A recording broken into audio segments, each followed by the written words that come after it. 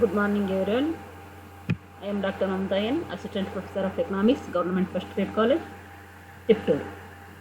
Today, I will discuss about factor affecting marginal efficiency of capital and criticism.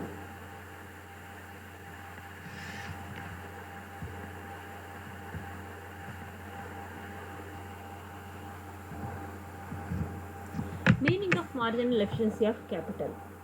The marginal efficiency of capital is the expected annual rate of return on an additional unit of a capital good. It is also described as the rate of return expected to be received on money if it were invested in a newly produced asset, according to J.M. Keynes. The marginal efficiency of capital is the expected annual rate of return on an additional unit of a capital good. ಬಂಡವಾಳದ ಸೀಮಾಂತ ದಕ್ಷತೆ ಅನ್ನುವಂಥದ್ದು ಅರ್ಥಶಾಸ್ತ್ರಕ್ಕೆ ಕೇನ್ಸ್ ನೀಡಿರುವಂತಹ ಒಂದು ಪ್ರಮುಖವಾದಂತಹ ಅತ್ಯಮೂಲ್ಯವಾದಂತಹ ಒಂದು ಕೊಡುಗೆ ಈ ಬಂಡವಾಳ ಸೀಮಾಂತ ದಕ್ಷತೆಯ ಪರಿಕಲ್ಪನೆ ಎನ್ನುವಂಥದ್ದು. ಹೂಡಿಕೆಯನ್ನು ನಿರ್ಧಾರವಾಗುವ ರೀತಿಯನ್ನು ಮತ್ತು ಸ್ವತಂತ್ರ ಹೂಡಿಕೆ ಅಂದರೆ ಒಂದು ಅತ್ಯಮೂಲ್ಯ ಕೊಡುಗೆಯಾಗಿರುವಂತಹ ಈ ಒಂದು ಬಂಡವಾಳದ ಸೀಮಾಂತ ದಕ್ಷತೆ ಅನ್ನುವಂತಹ ಒಂದು ಪರಿಕಲ್ಪನೆ ಹೂಡಿಕೆಯು ನಿರ್ಧಾರವಾಗುವ ರೀತಿಯನ್ನು ಮತ್ತು ಸ್ವತಂತ್ರ ಹೂಡಿಕೆಯ ಮಹತ್ವವನ್ನು ವಿವರಿಸಲು ಈ ಪರಿಕಲ್ಪನೆಯನ್ನು ಬಳಸಿಕೊಳ್ಳಲಾಗಿದೆ. An expected be received a money and it were invested on newly produced asset. ಹೊಸದಾಗಿ ಬಂಡವಾಳ ಹೂಡಿಕೆಯಿಂದ ಆಗುವಂತಹ ಒಂದು ಪರಿಣಾಮಗಳು ಏನು ಅನ್ನೋದನ್ನು ತಿಳ್ಕೊಳ್ಳಿಕ್ಕೆ ಇದನ್ನು ಬಳಸ್ಕೊಂಡಿದ್ದಾನೆ. The marginal efficiency of capital is the rate of discount which makes the present value of the prospective yield from the capital asset equal to its supply price. ಬಂಡವಾಳದ ಸೀಮಾಂತ ದಕ್ಷತೆಯ ಅಂತಂದರೆ ಇಲ್ಲಿ ಹೊಸದಾಗಿ ಹೂಡಿಕೆ ಮಾಡುವ ಬಂಡವಾಳದಿಂದ ನಿರೀಕ್ಷಿಸಲಾಗುವ ಲಾಭಕ್ಕೆ ಬಂಡವಾಳದ ಸೀಮಾಂತ ದಕ್ಷತೆ. The marginal efficiency of capital is the rate of discount which makes the present value of the propensity to yield from the capital asset equal to its supply price. ಏನು ಹಣದ ಪೂರೈಕೆ ಇರುವಂಥದ್ದು ಇದೆಯೋ ಸಪ್ಲೈ ಪ್ರೈಸ್ ಬೆಲೆಯ ಒಂದು ಅಂಶಗಳಿದೆಯೋ ಅದನ್ನು ತಿಳ್ಕೊಳ್ಳಿಕ್ಕೆ. The marginal efficiency of capital is progressively diminish as investment in the asset increases. ಈ ಒಂದು capital will be progressively diminish as investment in the asset of increases. ಹೂಡಿಕೆಯ ಒಂದು ತತ್ವಗಳನ್ನು ಅಥವಾ ಹೂಡಿಕೆಯ ಆಸ್ತಿಗಳನ್ನು ಹೆಚ್ಚಿಸುತ್ತೆ. The marginal efficiency of capital curve is therefore a negatively slope. ಇದರ ಒಂದು MEC ಅನ್ನುವಂತಹ MEC ರೇಖೆ ಏನಾಗಿರುತ್ತೆ, ನೆಗೆಟಿವ್ಲಿ ಸ್ಲೋಪ್ಡ್ ಆಗಿರುತ್ತೆ. ಅದರಲ್ಲಿ ಹೆಚ್ಚುವರಿ ಹೂಡಿಕೆಯ ಉತ್ಪಾದಕತೆಯನ್ನು ಬಂಡವಾಳದ ಸೀಮಾಂತ ದಕ್ಷತೆಯು ಸೂಚಿಸುತ್ತೆ. ಹೆಚ್ಚುವರಿ ಬಂಡವಾಳ ಆಸ್ತಿಯಿಂದ ಅದರ ವೆಚ್ಚಕ್ಕಿಂತ ಹೆಚ್ಚಾಗಿ ನಿರೀಕ್ಷಿಸಲಾಗುವಂತಹ ಲಾಭದ ಪ್ರಮಾಣವನ್ನು ಬಂಡವಾಳದ ಸೀಮಾಂತ ದಕ್ಷತೆ ಎಂದು ವ್ಯಾಖ್ಯಾನಿಸಬಹುದು.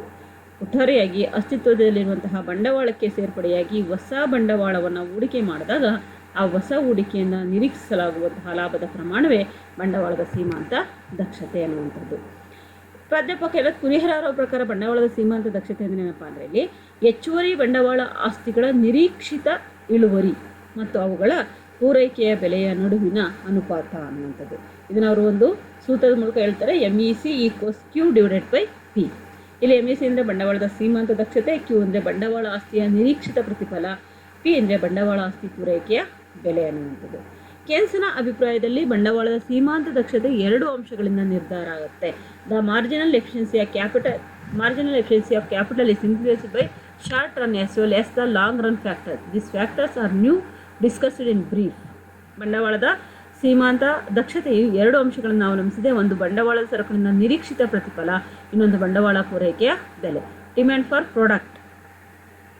ಇಲ್ಲಿ ಶಾರ್ಟ್ ರನ್ ಫ್ಯಾಕ್ಟರ್ಸ್ ಏನಾಗುತ್ತೆ ಮತ್ತು ಲಾಂಗ್ ರನ್ನಲ್ಲಿ ಏನಾಗುತ್ತೆ ಬಂಡವಾಳದ ಸೀಮಾಂತ ದಕ್ಷತೆ ಅನ್ನುವಂಥದ್ದು ನೋಡೋಣ. ಅದಕ್ಕಿಂತ ಮುಂಚೆ ಇಲ್ಲಿ ನಾವು ಇನ್ನೂ ಒಂದು ಅಂಶಗಳನ್ನು ತಿಳ್ಕೊಳ್ಬೋದು. ಏನಪ್ಪ ಅಂತಂದರೆ ಬಂಡವಾಳದ ಸೀಮಾಂತ ದಕ್ಷತೆ ಎರಡು ಅಂಶಗಳನ್ನು ಅವಲಂಬಿಸಿದೆ ಅನ್ನುವಂಥದ್ದು. ಒಂದು ಬಂಡವಾಳ ಸರಕುಗಳಿಂದ ನಿರೀಕ್ಷಿತ ಪ್ರತಿಫಲ, ಇನ್ನೊಂದು ಬಂಡವಾಳದ ಪೂರೈಕೆ ಬೆಲೆ. ಬಂಡವಾಳ ಸರಕುಗಳಿಂದ ನಿರೀಕ್ಷಿತ ಪ್ರತಿಫಲ ಅನ್ನುವಂತಹದ್ದು ಪ್ರಮುಖವಾಗಿ ಇಲ್ಲಿ ಎರಡು ಸರಕುಗಳ ಜೀವಿತಾವಧಿಯಲ್ಲಿ ಅವುಗಳಿಂದ ನಿರೀಕ್ಷಿಸಲಾಗುವಂತಹ ಒಟ್ಟು ನಿವ್ವಳ ಉತ್ಪನ್ನ. ಬಂಡವಾಳ ಸರಕುಗಳಿಂದ ನಿರೀಕ್ಷಿತ ಪ್ರತಿಫಲ ಅಂದರೆ ಬಂಡವಾಳ ಸರಕುಗಳ ಜೀವಿತಾವಧಿಯಲ್ಲಿ ನಿರೀಕ್ಷಿಸಲಾಗುವಂತಹ ಒಟ್ಟು ನಿವ್ವಳ ಉತ್ಪನ್ನವಾಗಿದೆ. ಅಂದರೆ ಉದ್ಯಮಿಯೊಬ್ಬ ಕೈಗೊಂಡಂತಹ ಹೂಡಿಕೆಯಿಂದ ನಿರ್ಮಾಣವಾದ ಬಂಡವಾಳ ಆಸ್ತಿಯಿಂದ ಉತ್ಪಾದನೆಯಾಗುವ ಉತ್ಪನ್ನದಿಂದ ವಾರ್ಷಿಕವಾಗಿ ಅವನು ನಿರೀಕ್ಷಿಸುವ ಪ್ರತಿಫಲಕ್ಕೆ ಬಂಡವಾಳ ಸರಕುಗಳಿಂದ ನಿರೀಕ್ಷಿತ ಪ್ರತಿಫಲ ಎಂದು ಹೆಸರು.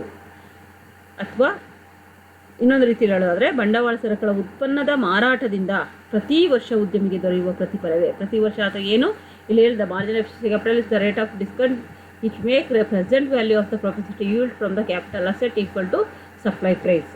ಅಥವಾ ಪ್ರತಿ ವರ್ಷ ಉದ್ಯಮಿಗೆ ದೊರೆಯುವಂತಹ ಪ್ರತಿಫಲವೇ ಬಂಡವಾಳ ಸರಕುಗಳ ನಿರೀಕ್ಷಿತ ಪ್ರತಿಫಲ. ಆ ಪ್ರಕಾರ ಬಂಡವಾಳ ಸರಕುಗಳಿಂದ ಜೀವಮಾನ ಪರ್ಯಂತ ದೊರೆಯುವ ಪ್ರತಿಫಲದ ಒಂದು ನಿರೀಕ್ಷೆ ಅಥವಾ ಅಂದಾಜನ್ನು ಬಂಡವಾಳ ಸರಕುಗಳಿಂದ ನಿರೀಕ್ಷಿತ ಪ್ರತಿಫಲ ಅಂತ ಕರಿತೀವಿ. ಬಂಡವಾಳದ ಪೂರೈಕೆ ಅಂತ ಅಂದರೆ ಇಲ್ಲಿ supply price of capital asset ಅಂದರೆ ಬಂಡವಾಳ ಸರಕುಗಳನ್ನು ನಿರ್ಮಿಸಲು ಮಾಡಲಾಗುವ ವೆಚ್ಚಕ್ಕೆ ಪೂರೈಕೆ ಬೆಲೆ ಎಂದು ಹೆಸರು. ಸಪ್ಲೈ ಪ್ರೈಸ್ ಅಂದರೆ ಏನು? ಬಂಡವಾಳ ಸರಕುಗಳನ್ನು ನಿರ್ಮಿಸಲು ಮಾಡಲಾಗುವಂತಹ ವೆಚ್ಚಕ್ಕೆ ಬಂಡವಾಳದ ಪೂರೈಕೆ ಬೆಲೆ ಎಂದು ಹೆಸರೇ. ಅಂದರೆ ಇದು ನಿವ್ವಳ ಹೂಡಿಕೆಯನ್ನು ಪ್ರತಿನಿಧಿಸುತ್ತೆ.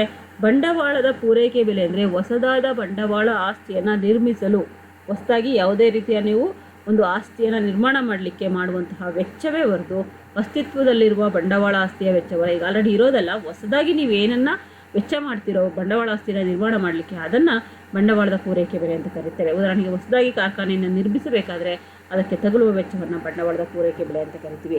ಪುನರ್ಸ್ಥಾಪನೆ ವೆಚ್ಚ ಎಂಬುದನ್ನು ರೀಪ್ಲೇಸ್ಮೆಂಟ್ ಕಾಸ್ಟ್ ಅಂತ ಕರಿತೀವಿ. ಅದನ್ನು ನಾವು ಸಪ್ಲೈ ಪ್ರೈಸ್ ಕ್ಯಾಪಿಟಲ್ ಅಸೆಟ್ ಅಂತ ಕರೆಯೋದಿಲ್ಲ. ಒಟ್ಟಾರೆಯಾಗಿ ಬಂಡವಾಳ ಸರಕಿನ ನಿರೀಕ್ಷಿತ ಪ್ರತಿಫಲ ಹೂಡಿಕೆಯಿಂದ ದೊರೆಯುವ ಆದಾಯವನ್ನು ಪ್ರತಿನಿಧಿಸುತ್ತೆ ಮತ್ತು ಬಂಡವಾಳದ ಪೂರೈಕೆ ಬೆಲೆಯು ಹೂಡಿಕೆಯ ವೆಚ್ಚವನ್ನು ಪ್ರತಿನಿಧಿಸುತ್ತೆ. ಈ ಬಂಡವಾಳದ ಸೀಮಾಂತ ದಕ್ಷತೆಯನ್ನು ಕಂಡುಹಿಡಿದ ಉದಾಹರಣೆ ಹೇಳೋದಾದರೆ, ಒಂದು ಉದ್ಯಮ ಸ್ಥಾವರದ ಬೆಲೆ 2 ಲಕ್ಷ ರೂಪಾಯಿ. ಒಂದು ಉದ್ಯಮದ ಬೆಲೆ ಎಷ್ಟು? 2 ಲಕ್ಷ ರೂಪಾಯಿ ಅಂತ ಅಂದ್ಕೊಳ್ಳಿ. ಆ ಬಂಡವಾಳ ಆಸ್ತಿಯಿಂದ ನಿರೀಕ್ಷಿಸುವ ಪ್ರತಿಫಲ 20,000 ರೂಪಾಯಿಗಳಾಗಿದ್ದರೆ, ಇದು ಒಂದು 2 ಲಕ್ಷ ಆಗಿ ಬಂಡವಾಳ ಹೂಡಿಕೆಯನ್ನು ಮಾಡಿ ಒಂದು ಉದ್ಯಮನ ಸ್ಥಾಪನೆ ಮಾಡಿರ್ತಾನೆ. ಆತ ಏನು ಮಾಡ್ತಾಯಿದ್ದಾನೆ? 20,000 ರೂಪಾಯಿಗಳನ್ನು ನಿರೀಕ್ಷೆ ಮಾಡ್ಕೊಳ್ತಾ ಪ್ರತಿಫಲವಾಗಿ. ಬಂಡವಾಳದ ಸೀಮಾಂತ ದಕ್ಷತೆ ಎಷ್ಟು ಅಂದರೆ 10. ಏಕೆಂದರೆ 2 lakh divided by 20,000 divided by equals ಎಷ್ಟು? 10 ಅಂತ. 20,000 ಡಿವೈಡೆಡ್ ಬೈ 2 ಲಕ್ಷ ಇಂಟು 100 ಅಂದರೆ 10%. ಬಂಡವಾಳದ ಆಸ್ತಿಯ ಮೇಲಿನ ಒಂದು ನಿರ್ದಿಷ್ಟ ಗಾತ್ರದ ಹೂಡಿಕೆಯಾದ ನಿರೀಕ್ಷಿಸಲಾಗುವಂತಹ ಶೇಕಡಾವಾರು ಲಾಭದ ಪ್ರಮಾಣವೇ ಬಂಡವಾಳದ ಸೀಮಾಂತ ದಕ್ಷತೆ. ಹಾಗೆ ಕೇನ್ಸನ ಅಭಿಪ್ರಾಯದಲ್ಲಿ ಬಂಡವಾಳ ಸರಕುಗಳಿಂದ ನಿರೀಕ್ಷಿತ ಪ್ರತಿಫಲವು ಬಂಡವಾಳದ ಪೂರೈಕೆ ಬೆಲೆಗಿಂತ ಅಧಿಕವಾಗಿದ್ದಾಗ ಉದ್ಯಮಿಗಳು ಹೊಸ ಹೂಡಿಕೆಯನ್ನು ಬಂಡವಾಳದ ಪೂರೈಕೆ ಬೆಲೆಗಿಂತಲೂ ಹೊಸ ಹೂಡಿಕೆಯನ್ನು ಕೈಗೊಳ್ಳಲಿಕ್ಕೆ ಮುಂದಾಗ್ತಾರೆ. ಆಗ ಹೂಡಿಕೆಯು ಲಾಭದಾಯಕವಾಗಿರುತ್ತೆ. ಬದಲಾಗಿ ಬಂಡವಾಳ ಸರಕುಗಳಿಂದ ನಿರೀಕ್ಷಿತ ಪ್ರತಿಫಲವು ಬಂಡವಾಳ ಪೂರೈಕೆ ಬೆಲೆಗಿಂತಲೂ ಕಡಿಮೆ ಇದ್ದರೆ ಉದ್ಯಮದಲ್ಲಿ ನಷ್ಟದ ಭೀತಿಯಿಂದ ಅವರು ಹೂಡಿಕೆಯನ್ನು ಕೈಗೊಳ್ಳಲು ಮುಂದೆ ಬರುವುದಿಲ್ಲ. ಕೇನ್ಸ್ನ ಪ್ರಕಾರ ಬಂಡವಾಳದ ಸೀಮಾಂತ ದಕ್ಷತೆಯು ಇಳಿಮುಖ ಪ್ರತಿಫಲ ನಿಯಮಕ್ಕೆ ಒಳಪಟ್ಟಿದೆ. ಒಂದೇ ವಿಧದ ಯಂತ್ರೋಪಕರಣಗಳ ಮೇಲೆ ಹೆಚ್ಚು ಬಂಡವಾಳ ತೊಡಗಿಸಿದಂತೆ ಅದರಿಂದ ದೊರೆಯುವಂತಹ ಪ್ರತಿಫಲ ಕಡಿಮೆಯಾಗುತ್ತದೆ. ಇದಕ್ಕೆ ವಿರುದ್ಧವಾಗಿ ಬಂಡವಾಳದ ಪೂರೈಕೆ ಬೆಲೆ ಏರತೊಡಗುತ್ತದೆ. ಹೂಡಿಕೆಯ ಹೆಚ್ಚಳವು ಯಂತ್ರೋಪಕರಣಗಳಿಗೆ ಬೇಡಿಕೆಯನ್ನು ಹೆಚ್ಚಿಸುವುದರಿಂದ ಅವುಗಳ ಬೆಲೆ ತಾನಾಗಿಯೇ ಏರುತ್ತದೆ. ಆ ಮೇರೆಗೆ ಹೂಡಿಕೆ ಹೆಚ್ಚಳ 2 ವಿರುದ್ಧ ಪರಿಣಾಮಗಳನ್ನು ಉಂಟು ಮಾಡುತ್ತೆ. ಒಂದು ಕಡೆ ವೆಚ್ಚ ಹೆಚ್ಚುತ್ತಾ ಹೋಗುತ್ತೆ, ಇನ್ನೊಂದು ಕಡೆ ಪ್ರತಿಫಲ ಇಳಿಯುತ್ತಾ ಹೋಗುತ್ತೆ ಅನ್ನುವಂಥದ್ದು. ಹೂಡಿಕೆ ಬೇಡಿಕೆ ಅನುಸೂಚಿಯ ಮೂಲಕವೂ ಸಹ ನಾವು ಇದನ್ನು ತಿಳ್ಕೊಳ್ಬೋದು. ಒಂದು ನಿಕಟ ಕಾಲಾವಧಿಯಲ್ಲಿ ವಿವಿಧ ಮೊತ್ತಗಳ ಹೂಡಿಕೆಗಳನ್ನು ಊಹಿಸಬಹುದಾದಂತಹ ಬಂಡವಾಳದ ಸೀಮಾಂತ ದಕ್ಷತೆಯನ್ನು ತೋರಿಸುವ ಪಟ್ಟಿಯನ್ನು ಹೂಡಿಕೆ ಬೇಡಿಕೆ ಅನುಸೂಚಿ ಅಂತ ಕರಿತೀವಿ. ಈ ಬೇಡಿಕೆ ಅನುಸೂಚಿ ಪಟ್ಟಿಯಲ್ಲಿ ನಮಗೆ ಬಂಡವಾಳದ ಸೀಮಾಂತ ದಕ್ಷತೆ ಅಂದರೆ ಹೂಡಿಕೆ ಮತ್ತು ಬಂಡವಾಳದ ಸೀಮಾಂತ ದಕ್ಷತೆ ನಡುವಿನ ಸಂಬಂಧವನ್ನು ತಿಳಿಸ್ತಾರೆ. ಬಂಡವಾಳದ ಸೀಮಾಂತ ದಕ್ಷತೆ ಕಡಿಮೆ ಆದರೆ ಹೂಡಿಕೆಯ ಉದ್ದೇಶಕ್ಕೆ ಹಣಕ್ಕೆ ಬೇಡಿಕೆ ಕಡಿಮೆ ಆಗುತ್ತೆ. ಬಂಡವಾಳದ ಸೀಮಾಂತ ದಕ್ಷತೆ ಕಡಿಮೆ ಇತ್ತು ಅಂದರೆ ಹೂಡಿಕೆಯ ಉದ್ದೇಶಕ್ಕೋಸ್ಕರ ಜನ ಯಾರು ಹಣಕ್ಕೆ ಬೇಡಿಕೆಯನ್ನು ಇಡೋದಿಲ್ಲ. ಹೂಡಿಕೆಯ ರೇಖೆ ಬಂಡವಾಳದ ಸೀಮಾಂತ ದಕ್ಷತೆಯ ರೇಖೆ ಕೆಳಮುಖವಾಗಿ ಅಂದರೆ downward to therefore negative slope ಅಂತ. ಉದಾಹರಣೆಗೆ ಇಲ್ಲಿ ಒಂದು ಪಟ್ಟಿಯನ್ನು ಹೇಳ್ತಾರೆ. ಹೂಡಿಕೆ ಬೇಡಿಕೆಯನ್ನು ಸೂಚಿಯನ್ನು ಹೂಡಿಕೆ ಕೋಟಿ ರೂಪಾಯಿಗಳಾದರೆ 10, 20, 30, 40, 50, 60 ನಾವು ವೆಚ್ಚಿಸ್ಕೊಂಡು ಹೋಗ್ತಾ ಇದ್ದೀವಿ ಅಂದ್ಕೊಂಡ್ರೆ ಕೋಟಿ ರೂಪಾಯಿಗಳಲ್ಲಿ ಬಂಡವಾಳದ ಸೀಮಾಂತ ದಕ್ಷತೆ ಏನಾಗುತ್ತೆ 10, 9, 8, 6, 7, 6, 5 ಈ ರೀತಿ ಏನಾಗ್ತಾ ಹೋಗುತ್ತೆ, ಕಡಿಮೆ ಆಗ್ತಾ ಹೋಗುತ್ತೆ. ಅಂದರೆ ನಿಮ್ಮ ಹೂಡಿಕೆ ಅನ್ನುವಂಥದ್ದು ಹೆಚ್ಚಿದಷ್ಟು ಬಂಡವಾಳದ ಸೀಮಾಂತ ದಕ್ಷತೆ ಏನಾಗ್ತಾ ಹೋಗುತ್ತೆ, ಕಡಿಮೆ ಆಗುತ್ತೆ. ಹೂಡಿಕೆ ಪ್ರಮಾಣ ಹೆಚ್ಚಿದಂತೆ ಬಂಡವಾಳದ ಸೀಮಾಂತ ದಕ್ಷತೆ ಕುಸಿಯುವುದನ್ನು ನಾವು ಗಮನಿಸ್ಬೋದು. ಹೂಡಿಕೆ ಪ್ರಮಾಣ 10 ಕೋಟಿ ರೂಪಾಯಿಗಳಿಂದ 60 ಕೋಟಿಗೆ ಹೆಚ್ಚಾದರೆ ಬಂಡವಾಳದ ಸೀಮಾಂತ ದಕ್ಷತೆ 10% 5ಕ್ಕೆ ಕುಸಿಯುತ್ತೆ. ಇದನ್ನು ನಾವು ಡಯಾಗ್ರಾಮ್ ಮೂಲಕ ಸಹ ನೀವು ತಿಳ್ಕೊಬೋದು. ಡಯಾಗ್ರಾಮನ್ನು ನಾವು ಕ್ಲಾಸಲ್ಲಿ ಹೇಳ್ತೀವಿ. MEC ಬಂಡವಾಳದ ಸೀಮಾಂತ ದಕ್ಷತೆ ರೇಖೆ ಆಗಿರ್ತದ್ದು ಅದು ಡೌನ್ವರ್ಡ್ ಸ್ಲೋಪ್ ಅಂದರೆ left to right downward slope ಆಗಿರುತ್ತೆ. ಈಗ ಹೂಡಿಕೆ ಅನಿಶ್ಚಿತವಾಗಿದ್ದು ಅದು ತೀವ್ರ ಏರಿಳಿತಗಳಿಗೆ ಒಳಗಾಗುತ್ತದೆ ಎಂಬುದು ಕೇನ್ಸನ ಭಾವನೆ. ಹಾಗಾಗಿ ಬಂಡವಾಳದ ಸೀಮಾಂತ ದಕ್ಷತೆಯನ್ನು ಬಡ್ಡಿಯ ದರಕ್ಕಿಂತ ಹೆಚ್ಚಿರುವವರೆಗೂ ಸಹ ಉದ್ಯಮಿಗಳು ಹೊಸ ಹೂಡಿಕೆಯನ್ನು ಕೈಗೊಳ್ತಾರೆ. ಬಂಡವಾಳದ ಸೀಮಾಂತ ದಕ್ಷತೆ ಬಡ್ಡಿ ದರಕ್ಕಿಂತ ಹೆಚ್ಚಾಗಿದ್ರೆ, ಎಲ್ಲಿವರೆಗೂ ಬಡ್ಡಿ ದರಕ್ಕಿಂತ ಬಂಡವಾಳದ ಸೀಮಾಂತ ದಕ್ಷತೆ ಹೆಚ್ಚಾಗಿರುತ್ತೋ ಅಲ್ಲಿವರೆಗೂ ಉದ್ಯಮಿಗಳು ಏನು ಮಾಡ್ತಾ ಇದ್ದಾರೆ, ಹೆಚ್ಚು ಹೆಚ್ಚು ಹೂಡಿಕೆಯನ್ನು ಮಾಡ್ತಾ ಇರ್ತಾರೆ.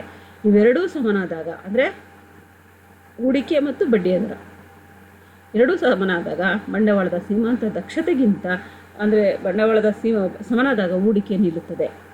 ಬಂಡವಾಳದ ಸೀಮಾಂತ ದಕ್ಷತೆಗಿಂತ ಬಡ್ಡಿ ದರ ಹೆಚ್ಚಾದರೆ ಹೂಡಿಕೆ ನೆರವೇರಲು ಅವಕಾಶವೇ ಇರುವುದಿಲ್ಲ. ಯಾಕೆಂದರೆ ಬಡ್ಡಿ ಜಾಸ್ತಿ ಆಯಿತಂದರೆ ಯಾರು ಹೂಡಿಕೆ ಮಾಡೋದಿಲ್ಲ. ಉದ್ಯಮಿ ಇವೆರಡನ್ನೂ ತುಲನೆ ಮಾಡಬೇಕಾಗುತ್ತೆ. ಆದರೆ ಇದು ಸುಲಭದ ಕೆಲಸ ಅಲ್ಲ. ಬಡ್ಡಿ ದರವನ್ನು ನಿರ್ಧರಿಸುವ ಅಂಶಗಳೇ ಬೇರೆ, ಬಂಡವಾಳ ಸೀಮಾಂತ ದಕ್ಷತೆಯನ್ನು ನಿರ್ಧರಿಸುವ ಅಂಶಗಳೇ ಬೇರೆ. ಅಲ್ಲದೆ ಬಂಡವಾಳ ಸೀಮಾಂತ ದಕ್ಷತೆ ಸರಳವಾದ ಅಂದಾಜಿಗೆ ನಿಲುಕುವುದಿಲ್ಲ. ಹಾಗಾಗಿ ಖಾಸಗಿ ಹೂಡಿಕೆಯ ಅನಿಶ್ಚಿತವಾಗಿರುತ್ತದೆ. ಈ ದೃಷ್ಟಿಯಿಂದ ಸರ್ಕಾರದ ಮಧ್ಯಪ್ರವೇಶ ಹಾಗೂ ಅಧಿಕ ಮೊತ್ತದ ಸಾರ್ವಜನಿಕ ವೆಚ್ಚವನ್ನು ಈತ ಶಿಫಾರಸು ಮಾಡ್ತಾನೆ. ಈಗ ನಾವು ಬಂಡವಾಳದ ಸೀಮಾಂತ ದಕ್ಷತೆ ಮೇಲೆ ಪ್ರಭಾವ ಬೀರುವಂತಹ ಅಂಶಗಳನ್ನು ನೋಡೋಣ. The marginal efficiency of capital is influenced by short run as well as the long run factor. These factors are ನಾವು ಡಿಸ್ಕಸ್ಡ್ ಇನ್ ಬ್ರೀಫ್. ಬಂಡವಾಳದ ಸೀಮಾಂತ ದಕ್ಷತೆಯ ಮೇಲೆ ಪ್ರಭಾವ ಬೀರುವಂತಹ ಅಂಶಗಳಲ್ಲಿ ಅಲ್ಪಾವಧಿ ಅಂಶಗಳು ಇದ್ದಾವೆ, ದೀರ್ಘಾವಧಿ ಅಂಶಗಳು ಸಹ ಇದ್ದಾವೆ. ಇವುಗಳನ್ನೀಗ ನಾವು ಒಂದೊಂದಾಗಿ ನೋಡೋಣ. ಮೊದಲನೇದು ಶಾರ್ಟ್ ಟರ್ಮ್ ಫ್ಯಾಕ್ಟರ್ಸಲ್ಲಿ ಡಿಮ್ಯಾಂಡ್ ಫಾರ್ ಪ್ರಾಡಕ್ಟ್ ಅಂತ, ಅಂದರೆ ಬೇಡಿಕೆಯ ಉತ್ಪಾದನೆ ಅಥವಾ ಉತ್ಪನ್ನ ಅಥವಾ ಸ್ವರೂಪ. If the market for a particular good is expected to grow and its costs are likely to fall, the rate of return from investment will be high. If entrepreneurs expect a fall in demand of goods and a rise in cost, the will decline. Demand for product, ಬೇಡಿಕೆ, ಉತ್ಪನ್ನಕ್ಕೆ ಬೇಡಿಕೆ ಹೇಗಿರುತ್ತೆ ಅಂದರೆ, it market for a particular good is expected. ಸರಕುಗಳಿಗೆ ಬೇಡಿಕೆ ಅಧಿಕವಾಗಿದ್ದರೆ ಉತ್ಪಾದನೆ ಹೆಚ್ಚಳವು ಭಾರೀ ಲಾಭಗಳನ್ನು ದೊರಕಿಸಿಕೊಡುತ್ತದೆ. Grow it is cost are likely to fall, the rate of return from investment will be high. ಅಂದರೆ ಬೇಡಿಕೆ ಅನ್ನುವಂಥದ್ದು ಹೆಚ್ಚಾದಂತಹ ರೇಟ್ ಆಫ್ ರಿಟರ್ನ್, ಇನ್ವೆಸ್ಟ್ಮೆಂಟ್ ಏನಾಗುತ್ತೆ, ಹೂಡಿಕೆ ಅನ್ನುವಂಥದ್ದು ಹೆಚ್ಚಾಗುತ್ತೆ. If entrepreneurs expect a fall in demand for goods and rise in a cost will be decline. ಯಾವಾಗ entrepreneurs ಅವರು ಎಕ್ಸ್ಪೆಕ್ಟ್ ಮಾಡ್ತಾರೆ ಅಂದರೆ ಫಾಲ್ ಇನ್ ಡಿಮ್ಯಾಂಡ್, ಬೇಡಿಕೆ ಕಡಿಮೆ ಆಗುತ್ತೆ ಅಂತಾರೋ, ಆಗ ಸರಕು ಸೇವೆಗಳ ಒಂದು ವೆಚ್ಚ ಏನಾಗುತ್ತೆ, ಹೆಚ್ಚಾಗುತ್ತೆ ಅಂತ. ಬೇಡಿಕೆ ಹೆಚ್ಚಿದರೆ ಬಂಡವಾಳದ ಸೀಮಾಂತ ದಕ್ಷತೆಯೂ ಸಹ ಹೆಚ್ಚಾಗಿರುತ್ತೆ. ಸರಕುಗಳಿಗೆ ಬೇಡಿಕೆ ಕಡಿಮೆ ಆಗುತ್ತದೆ ಎಂದು ಬಯಸಿದರೆ ಹೂಡಿಕೆಯ ಪ್ರಮಾಣ ಸಹ ಕುಸಿಯುತ್ತೆ. ಇದರಿಂದಾಗಿ ಬಂಡವಾಳದ ಸೀಮಾಂತ ದಕ್ಷತೆ ಕಡಿಮೆ ಆಗುತ್ತೆ ಅನ್ನುವಂಥದ್ದು. ಲಿಕ್ವಿಡ್ ಅಸೆಟ್ ಅಂದರೆ ಆಸ್ತಿ, ದ್ರವ್ಯದ ಆಸ್ತಿಗಳು. If the entrepreneurs are holding large volume of working capital, they can take advantage of investment opportunities that come in their way. ಇಲ್ಲಿ ಯಾರಿಗೆ, ಯಾವೊಬ್ಬ ಉದ್ಯಮಿ ಹೆಚ್ಚಿನ ಒಂದು ವ್ಯಾಲ್ಯೂಮ್ ಆಫ್ ವರ್ಕಿಂಗ್ ಕ್ಯಾಪಿಟಲ್ ಅಂದರೆ ಬಂಡವಾಳವನ್ನು ಹೊಂದಿರ್ತಾನೋ ಆತ they can take advantage of the investment opportunity. ಅವನಿಗೆ ಹೆಚ್ಚಿನ ಒಂದು ಅನುಕೂಲಗಳು, ಹೂಡಿಕೆಗೆ ಅವಕಾಶಗಳು ಇರುತ್ತೆ ಅಂತ. The MEC will be high and vice versa. ಆಗ ಸಹಜವಾಗಿಯೇ ಬಂಡವಾಳದ ಸೀಮಾಂತ ದಕ್ಷತೆ ಹೆಚ್ಚಾಗುತ್ತೆ ಅನ್ನುವಂಥದ್ದು. ಸಡನ್ ಚೇಂಜಸ್ ಇನ್ ಇನ್ಕಮ್, ಆದಾಯದಲ್ಲಿ ಇದ್ದಕ್ಕಿದ್ದಂತೆ ಬದಲಾವಣೆಗಳಾಗ್ಬಿಟ್ರೆ. The MEC is also influenced by sudden changes in income of the entrepreneurs. ಇದಕ್ಕಿದ್ದಂತೆ ಬದಲಾವಣೆಗಳೇನಾದರೂ ಆಗ್ಬಿಟ್ರೆ, ಚೇಂಜಸ್ ಇನ್ ಇನ್ಕಮ್, ಆದಾಯದಲ್ಲಿ ಬದಲಾವಣೆಗಳಾದರೆ. Income the entrepreneurs if the business community gets windfall profits, ಅವ್ರಿಗೆ ಹೆಚ್ಚು ಲಾಭ ಬಂದ್ಬಿಡುತ್ತೆ. ದೇರ್ ಆರ್ ಟ್ಯಾಕ್ಸ್ ಕನ್ಸೆಷನ್, ಅದರಲ್ಲೂ ಲಾಭ ಏನಾದ್ರು ತೆರಿಗೆಗಳಲ್ಲಿ ಏನಾದರೂ ಕನ್ಸೆಷನ್ ಸಿಕ್ಬಿಟ್ರೆ. The MEC will be high and hence investment in the country will go up. ಸಹಜವಾಗಿ ಬಂಡವಾಳದ ಸೀಮಾಂತ ದಕ್ಷತೆ ಹೆಚ್ಚಾಗಿರೋದ್ರಿಂದ ಹೂಡಿಕೆ ಹೆಚ್ಚಾಗುತ್ತೆ, ದೇಶದ ಒಂದು ಆರ್ಥಿಕ ಸ್ಥಿತಿಯೂ ಸಹ ಮುಂದುವರಿಯುತ್ತೆ ಅಂತ. And other and MEC fast with decrease in income. ಆದರೆ ಬಂಡವಾಳದ ಸೀಮಾಂತ ದಕ್ಷತೆ ಏನಾದರೂ ಕಡಿಮೆ ಆಯಿತು ಅಂತಂದರೆ ಸಹಜವಾಗಿ ದೇಶದ ಹೂಡಿಕೆ ಅಂದರೆ ಆ ಆದಾಯವೂ ಸಹ ಏನಾಗುತ್ತೆ, ಕಡಿಮೆ ಆಗುತ್ತೆ. ಕರೆಂಟ್ ರೇಟ್ ಆಫ್ ಇನ್ವೆಸ್ಟ್ಮೆಂಟ್, ಪ್ರಸ್ತುತ ಹೂಡಿಕೆಯ ದರ. Another factor of influences MEC is the current rate of investment in a particular industry. ಯಾವುದೋ ಒಂದು ನಿರ್ದಿಷ್ಟವಾದಂತಹ ಕೈಗಾರಿಕೆಗೆ ಸಂಬಂಧಪಟ್ಟಂತೆ ನಾವು ನೋಡಿದಾಗ ಹೂಡಿಕೆ ದರದಲ್ಲಿ ಏನಾದರೂ ಇಳಿಮುಖ ಆಗಿದ್ದರೆ ಅಥವಾ ಬದಲಾವಣೆಗಳಿದ್ದರೆ ಅಥವಾ ಬಂಡವಾಳ ಸೀಮಾಂತ ದಕ್ಷತೆ ಮೇಲೆ ಅದು ಪ್ರಭಾವವನ್ನು ಬೀರಿದ್ದೇ ಆದರೆ, if in a particular industry much investment has already taken place and the rate of investment currently going on in that industry is also very large. ಆ ಒಂದು ಕೈಗಾರಿಕೆಯಲ್ಲಿ ಇನ್ವೆಸ್ಟ್ಮೆಂಟ್ ಹ್ಯಾಸ್ ಆಲ್ರೆಡಿ ಟೇಕನ್ ಅಂದರೆ ಹೂಡಿಕೆನ ಈಗ ಆಲ್ರೆಡಿ ಅವರು ತೆಗೆದುಕೊಂಡಿರೋದ್ರಿಂದ ಮಾಡಿರೋದ್ರಿಂದಾಗಿ rate of investment current going, ಪ್ರಸ್ತುತ ಒಂದು ಹೂಡಿಕೆ ಅನ್ನುವಂಥದ್ದು ಹೂಡಿಕೆ ದರ ಹೆಚ್ಚಾಗಿರೋದ್ರಿಂದಾಗಿ ಕೈಗಾರಿಕೆಗಳು ಸಹ ಏನಾಗುತ್ತೆ, ದೊಡ್ಡ ಪ್ರಮಾಣದಲ್ಲಿ ಬೆಳವಣಿಗೆಯನ್ನು ಕಾಣುತ್ತೆ. Then the marginal efficiency of capital will be low. ಆಗ ಬಂಡವಾಳದ ಸೀಮಾಂತ ದಕ್ಷತೆ ಏನಾಗುತ್ತೆ, ಕಡಿಮೆ ಆಗುತ್ತೆ ಅನ್ನುವಂಥದ್ದು. Wave of optimism and pessimism. The marginal efficiency of capital is also affected by waves of optimism and pessimism in the business circle. If business are optimistic about future, the MEC will be overestimated. During periods of pessimism, the MEC is underestimated. ಇಲ್ಲಿ ಪ್ರಮುಖವಾಗಿ business ಮೆನ್ಗಳು ಅಂದರೆ marginal efficiency of capital is affected waves of optimism and pessimism in the business circle. ಏನು ನಮ್ಮ ಒಂದು ವ್ಯಾಪಾರದ ಚಕ್ರಗಳು ಅನ್ನೋದಿದೆ, ಈ ವ್ಯಾಪಾರ ಚಕ್ರಗಳಲ್ಲಿ ಉಂಟಾಗುವಂತಹ ಬದಲಾವಣೆಗಳು, ಅನಿರೀಕ್ಷಿತ ಲಾಭ ನಷ್ಟಗಳು ಅಂತಿದ್ದೀವಲ್ಲ, ಈ ರೀತಿ business man are optimistic about future. ಭವಿಷ್ಯದಲ್ಲಿ ಆತ ಒಳ್ಳೇದಾಗುತ್ತೆ ಅನ್ನುವಂಥದ್ದಿದ್ದರೆ MEC will be over estimated. ಅವನು ಬಂಡವಾಳದ ಸೀಮಾಂತ ದಕ್ಷತೆ ಹೆಚ್ಚಾಗುತ್ತೆ ಅಂತ ನಂಬ್ಕೊಳ್ತಾನೆ. During periods of pessimism the MEC is under estimated. ಅದೇ ಪೆಸಿಮಿಸಮ್ ಆದರೆ ಏನಾಗುತ್ತೆ ಅಂತಂದರೆ ಸಹಜವಾಗಿ MEC ಕಡಿಮೆ ಇರುತ್ತೆ ಅನ್ನೋದನ್ನು ಅವನು ಅಂದಾಜು ಮಾಡ್ತಾನೆ ಅನ್ನುವಂಥದ್ದು. ದ ಲಾಂಗ್ ರನ್ ಫ್ಯಾಕ್ಟರ್ಸ್, ಅಲ್ಪಾವಧಿಯಲ್ಲಿ ಇದು ದೀರ್ಘಾವಧಿಯಲ್ಲಿ factors which influence the margin efficiency capital are as under rate of growth of population. First one, rate of growth of population, ಜನಸಂಖ್ಯೆ. Marginal efficiency of capital is also influenced by the rate of growth of population. ಈ ಒಂದು ಬಂಡವಾಳದ ಸೀಮಾಂತ ದಕ್ಷತೆಯ ಮೇಲೆ ಜನಸಂಖ್ಯೆಯೂ ಸಹ ಪ್ರಭಾವವನ್ನು ಬೀರುತ್ತೆ. ಈ population is growing at is rapid speed. ನಮಗೆಲ್ಲ ಗೊತ್ತಾಯಿದೆ ಜನಸಂಖ್ಯೆ ಅನ್ನುವಂಥದ್ದು ಅತೀ ವೇಗವಾಗಿ ಬೆಳೀತಾ ಇದೆ. It is usually believed that the demand of various classes of goods will increases. ಪರಿಣಾಮವಾಗಿ ಹಲವಾರು ಸರಕುಗಳಿಗೆ ಬೇಡಿಕೆ ಅನ್ನುವಂಥದ್ದು ಹೆಚ್ಚಾಗುತ್ತೆ. So a rapid rise in the growth of population will increase a marginal efficiency of capital and a slowing down in its rate of growth will discourage investment and thus reduce marginal efficiency of capital. ಈ ಒಂದು ಜನಸಂಖ್ಯೆ ಅನ್ನೋಂಥದ್ದು ರಭಸವಾಗಿ ಬೆಳೀತಾ ಇದ್ದರೆ ಬಂಡವಾಳದ ಸೀಮಾಂತ ದಕ್ಷತೆ ಅಧಿಕ ಆಗಿರುತ್ತೆ. ಏಕೆಂದರೆ ಇಂತಹ ಸಂದರ್ಭದಲ್ಲಿ ಎಲ್ಲ ವಿಧದ ಸರಕುಗಳಿಗೆ ಬೇಡಿಕೆ ಬರುತ್ತೆ. ಉದ್ಯಮಿಗಳು ಹೆಚ್ಚು ಹೂಡಿಕೆಯನ್ನು ಕೈಗೊಳ್ಳಲು ಮುಂದಾಗ್ತಾರೆ. ಅಕಸ್ಮಾತ್ ಜನಸಂಖ್ಯೆ ಕಡಿಮೆ ಇದೆ ಅಂತ ಅನ್ನೋದಾದ್ರೆ ಏನಾಗುತ್ತೆ ಅಂದರೆ slowing down in its rate of growth of will discourage investment and Dus reduce marginal efficiency of capital. ಅಂದರೆ ಬಂಡವಾಳದ ಸೀಮಾಂತ ದಕ್ಷತೆಯು ಕಡಿಮೆ ಇರುತ್ತೆ ಅನ್ನುವಂಥದ್ದು. ಸೆಕೆಂಡ್ ಒನ್, ಟೆಕ್ನಾಲಜಿಕಲ್ ಡೆವಲಪ್ಮೆಂಟ್, ತಂತ್ರಜ್ಞಾನ. If investment and technological development take place in the industry, the prospects of increase in the net yield brightens up. For example, the development of automobiles in the 20th century has greatly stimulated the rubber industry, the steel and oil industry, etc. So we can say that invention and technological improvements encourage investment in various projects and increase marginal efficiency of capital. ಇಲ್ಲಿ ಉತ್ಪಾದನಾ ತಂತ್ರ ಅನ್ನುವಂಥದ್ದನ್ನು ನೋಡಿದಾಗ, ಹೊಸ ಉತ್ಪಾದನಾ ತಂತ್ರವನ್ನು ಬಳಸಿದಾಗ ಕಡಿಮೆ ವೆಚ್ಚದಲ್ಲಿ ಶ್ರೇಷ್ಠ ಗುಣಮಟ್ಟದ ವಸ್ತುಗಳ ಉತ್ಪಾದನೆಯಾಗುವುದರಿಂದಾಗಿ ಅವುಗಳಿಗೆ ವ್ಯಾಪಕ ಬೇಡಿಕೆ ಅನ್ನುವಂಥದ್ದು ಸೃಷ್ಟಿಯಾಗುತ್ತೆ. ಇದರಿಂದಾಗಿ ಉದ್ಯಮಿಗಳಿಗೆ ಒಳ್ಳೆಯ ಲಾಭಗಳು ನಿರೀಕ್ಷಿಸುವುದು ಸಹಜ.